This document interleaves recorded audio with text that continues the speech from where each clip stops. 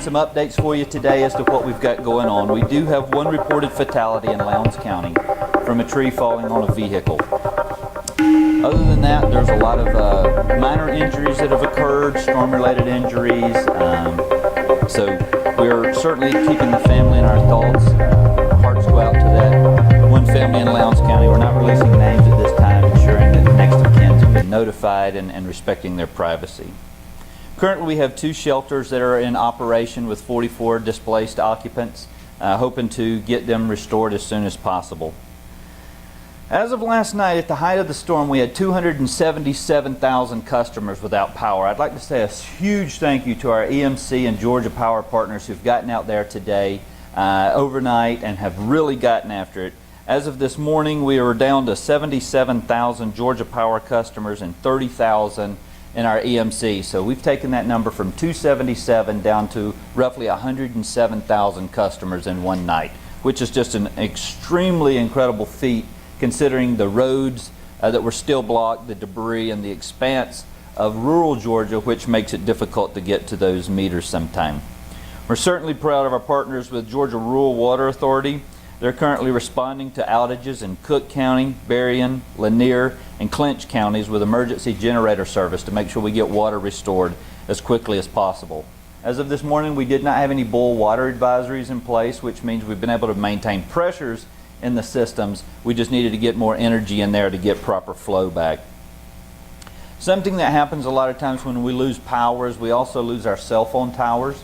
As of last night, there were 32 towers affected through the storm in those mentioned counties: Eccles, Lowndes, Cook, Clinch, and Berrien. As of this morning, we've restored the majority of power to those, whether it be through emergency backup services, generators, things of that nature, or we've been able to return power. So for those in the area, they should start getting cell phone service, data, those type things restored, hopefully sooner than later. Currently, the port is being inspected in Savannah. The goal is to have it back open through the Coast Guard by 11 a.m. this morning. And once that's done, they'll move to Brunswick, and the goal is to have Brunswick open by mid-afternoon. Bridges that were closed, the Sidney Lanier and the Talmadge, have been inspected by DOT. They have been reopened, and maritime traffic has been allowed to return through the Houlihan Bridge. We currently have 9 state routes still closed, but that is significantly down since last night. Crews have been out working, ensuring the right-of-ways were cleared and making those roads at least passable. Doesn't mean they've fully returned to full operation, but they are passable at the time. And finally, just want to hit on some of the agricultural impacts. We've seen and gotten reports of significant crop loss. Certainly Commissioner Harper and his team are down there right now doing ground assessments, getting us ground truth on what that looks like, and we'll go from there. As far as FEMA relationship goes, we've been in very close and constant contact with our regional administrator, and so we feel that as the need arises and we get closer to those numbers, we will be reaching out to them to do damage assessments along with us, and that will determine whether we seek federal assistance from the government. With that, I'm going to turn it over to Governor Kemp. Again, sir, thank you so much for your quick response, and we couldn't have done it without you.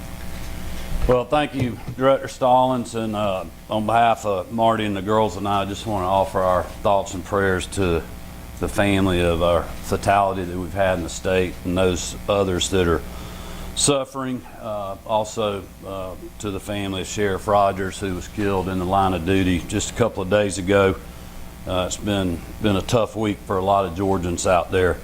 Just to let you know, we're working on plans to be on the ground to view the storm damage tomorrow. Commissioner Harper is doing an assessment today with his team on the crop situation, and we need a little more time to get that put together. Want to let everybody have a full day of work to try to get the power back on, roads cleared. So we're looking at going down tomorrow to view the storm damage.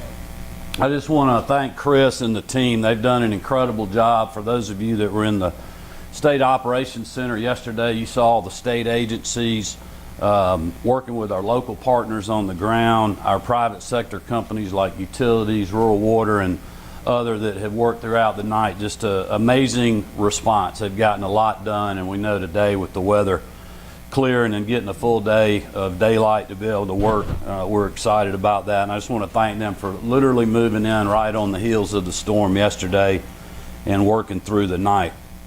I did want to take just a few minutes to speak to some history that's trying to repeat itself over the last few days here in Georgia. Many of you will recall that in the final weeks of 2020, I clearly and repeatedly said that I would not be calling a special session of the General Assembly to overturn the 2020 election results because such an action would have been unconstitutional. It was that simple. Fast forward today, nearly 3 years later, memories are fading fast.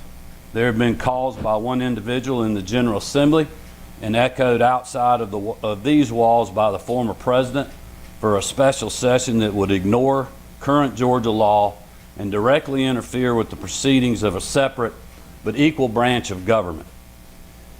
Now, my concerns with the Fulton County District Attorney's handling of this case and the special purpose grand jury have been well documented. We are now seeing what happens when prosecutors move forward with highly charged indictments and trials in the middle of an election. Simply put, it sows distrust and provides easy pickings for those who see the district attorney's action as guided by politics. But let me be clear. We have a law in the state of Georgia that clearly outlines the legal steps that can be taken if constituents believe their local prosecutors are violating their oath by engaging in unethical or illegal behavior. Up to this point, I have not seen any evidence that D.A. Willis's actions or lack thereof warrant action by the Prosecuting Attorney Oversight Commission. But that will ultimately be a decision that the Commission will make. Regardless, in my mind, a special session of the General Assembly to end run around this law is not feasible and may ultimately prove to be unconstitutional. The bottom line is that in the state of Georgia, as long as I'm governor, we're going to follow the law and the Constitution, regardless of who it helps or harms politically. Over the last few years, some inside and outside of this building may have forgotten that, but I can assure you, I have not. The oath I took with my hand on the Bible that's right behind me in January of 23 is the same Bible that I took in my inauguration in 2019. And in Georgia, we will not be engaging in political theater that only inflames the emotions of the moment. We will do what is right. We will uphold our oaths as public servants. And it's my belief that our state will be better off for it. And with that, Director Stallings and I are glad to answer any questions. Greg? Governor, I've talked to at least 5 Republican state senators who have directly gotten threats because of what you just mentioned, because of all the inflamed rhetoric. Are you worried about that? What is your message directly to Clinton and others who are inflaming those tensions? Well, look, I know full well about threats. You know, my family and I have been dealing with that over the last 3 years. So I understand how a lot of the legislators are feeling right now. It is wrong. It is unnecessary. And in the state of Georgia, when we have people that are making threats against our citizens, whether they're elected officials or not, we take that very seriously, and we will act on that. I've instructed Director Hosey and the rest of our law enforcement community to work with the General Assembly to do just that. Governor, separately, I've got a question for you and a question for Director. For you, Governor, Senator Moore is also talking about pursuing the funding, the statutory funding that goes to District Attorney's Office. Can you address that? Well, I think the Speaker laid that out pretty clearly yesterday, because if he's wanting to defund a district attorney, it's going to defund all of them. And this is a conversation. He's a legislator. If he wants to have that conversation, he can do it during the regular session that we have coming up in January. But let me just say this. You know, these are the distractions that get you to lose elections. The last time we were talking about special sessions here in the state of Georgia, just a few weeks later, the Republican majority lost 2 U.S. Senate races. And I can tell you that as long as I'm governor, we are going to stay focused on the issues that help all Georgians. That is the way you win races. That is the way you move forward. Things like cutting taxes, doing $2 billion tax rebates, suspending the gas tax that saved our families and our businesses $1.7 billion, teacher pay raises, law enforcement pay raises, going after street gangs, street racers, human traffickers, drug dealers, 3 years in a row of record economic development with good paying jobs and investments in all parts of our state. That's what helps people fight through Joe Biden's 40-year high inflation, not focusing on the past or some grifter scam that somebody's doing to help them raise a few dollars into their campaign account. That is what we're going to stay focused on. Do you have something for the director? Is the state of Georgia, you kind of hinted at it, the state of Georgia pursuing a federal declaration. Has the state reached that point, you believe, to ask for a federal? Because Florida and South Carolina got one this morning. And Yes. There's a formula that I've forgotten this. When you can find it. Yes, sir. So that's what we're out there doing this morning. Unfortunately, we had the storm in our state a lot longer than Florida did. We had the storm in our state a lot longer than South Carolina did. So we've got a long track of disaster and debris to look into. The state of Georgia is unique. We have a $19 million threshold that we have to reach for the state before we're allowed to even pursue that. Then we have to confirm that each county has met their minimum threshold. So if a county doesn't meet their minimum threshold, it can't go into the state's overall threshold. So give us just a little patience today. The goal is to seek that number, and then if that's the case, we certainly have no issues moving forward with the next expedited. That's the threshold for damage to public infrastructure, right? That is correct. Individual assistance is different. We're out there looking at the counties to receive individual assistance, and most likely we'll get that individual assistance by the end of the day, that response. And what is the county minimum? Each county has their own, and it's based on population. Let me just add too, though, our focus right now is making sure we're getting people's power back on. We're making sure that people that may have big trees in their living room have shelter or other places to stay. That we mentioned last night, getting cell phone and inoperability back up where people and the responding agencies can coordinate.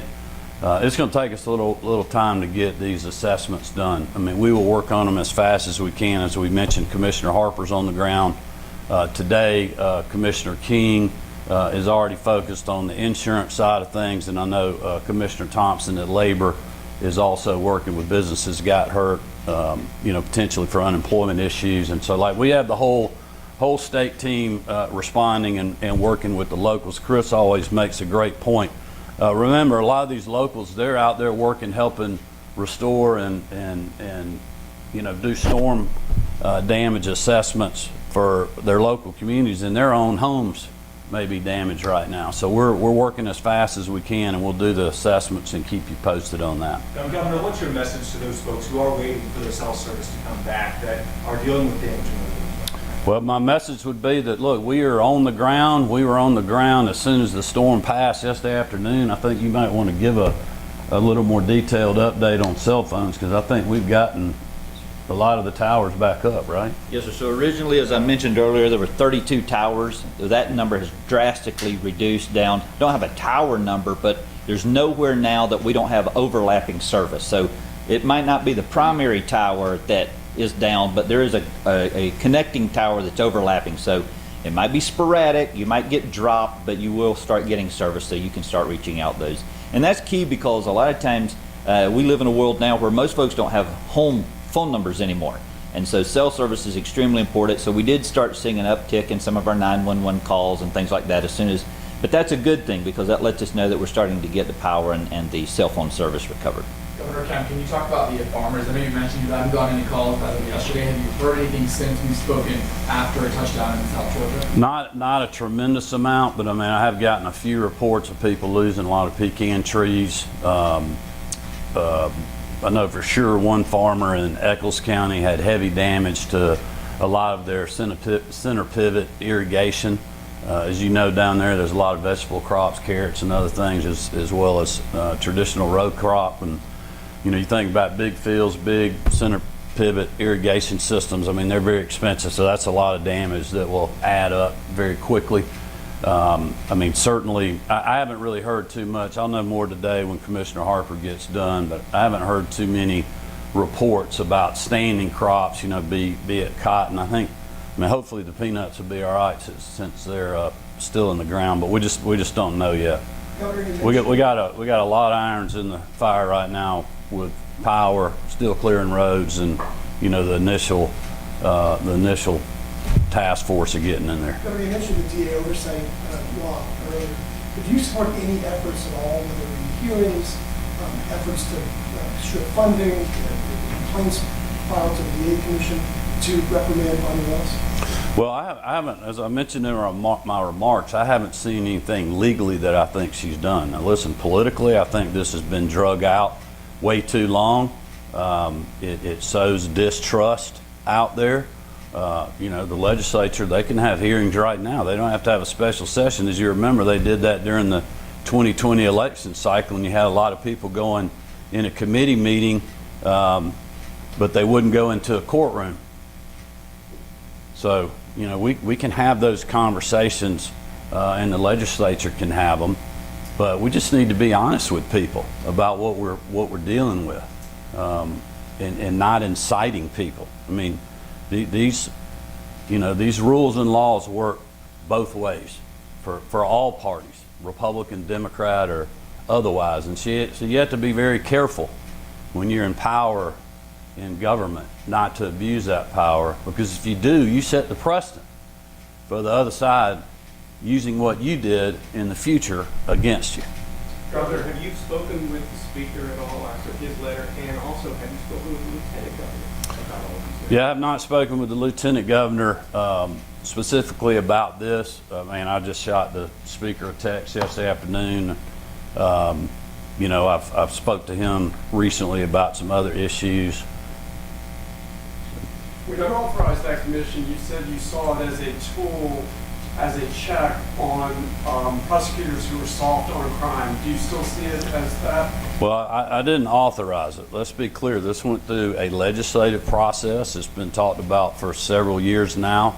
It's very similar to the Judicial Qualifications Commission that oversees our judges in this state, that I personally think have worked very well. There's their own colleagues that are on there, so you can deal with misconduct and other things. And so I think the prosecutor oversight bill is a good way to do that. It's a good way to hold people accountable, but also be judged by their peers. And I think the legislature did a great job of debating that bill and getting something that I was very comfortable signing.